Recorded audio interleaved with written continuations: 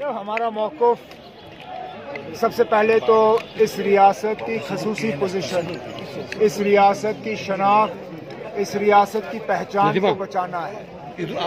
लगातार जिस तरह 370 को लेके और 35A को लेके बीजेपी के तरफ से हमला किया जा रहा है, हम लोगों को ये याद दिला रहे हैं कि जब जब नेशनल कॉन्फ्रेंस इक़्तिदार से बाहर रही है, इन ताकतों ने उस सूरत हाल का फ़ायदा लिया है और जम्मू कश्मीर को उसका खमियाजा भुगतना पड़ा है।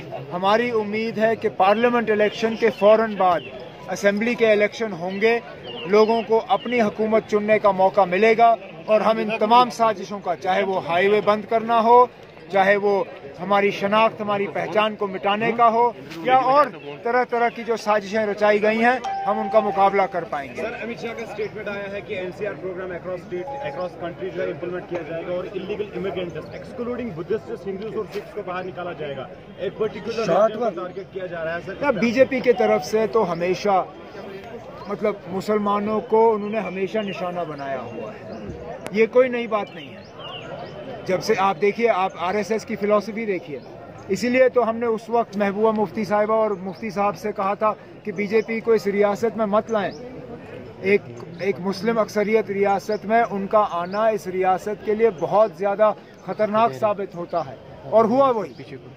अब चलिए ना, अब हम उम्मीद कर रहे हैं कि इस मुल्क के लोग जो हैं वो इन चीज़ों में नहीं पड़ेंगे, वो इन ताकतों का मुकाबला करेंगे जो इस मुल्क, मतलब जिन बुनियादों पे ये मुल्क बनी है, उनको जो कायम और दायम रखेंगे।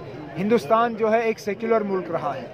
हिंदुस्तान के आईन में ये बात दर्ज है कि हर मजहब को बराबरी का दर्जा दिया जाएगा। हम चाहते हैं कि 23 मई के बाद ऐसी हुकूमत बने जो हमारे आइन को बचाने का काम करे। सर, सजादुद्दीन लोन ने आपको चैलेंज दिया था कि अमित शाह के साथ आपकी मीटिंग हुई, आप डिटेल्स रिवील करेंगे, आपकी रिएक्शन? मेरी कोई रिएक्शन नहीं है। Umar Sahab, how much hopeful you are hopeful of winning the north seat and the south seat? इंशाल्लाह नॉर्थ सीट तो हम जीत गए हैं और नॉर्थ सीट हम ठीक ठाक मेजॉरिटी से जीत गए हैं। साउथ सीट पे कैंपेन हमारा अभी शुरू हो चुका है, लेकिन जो रिपोर्ट्स हमें फील्ड से मिल रही हैं, हमारी कोशिश ये रहेगी कि बॉयकॉट का असर कम से कम हो, क्योंकि जितने ज़्यादा वोट पड़ेंगे उतना ही नेशनल कॉन्फ्रेंस और नेशनल कॉन्फ्रेंस से उम्मीदवार को जो है फ़ायदा होगा।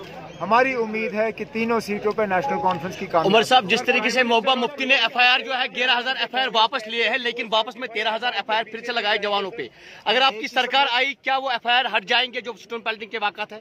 मुझे कैंपेन आगे चलाने दीजिए।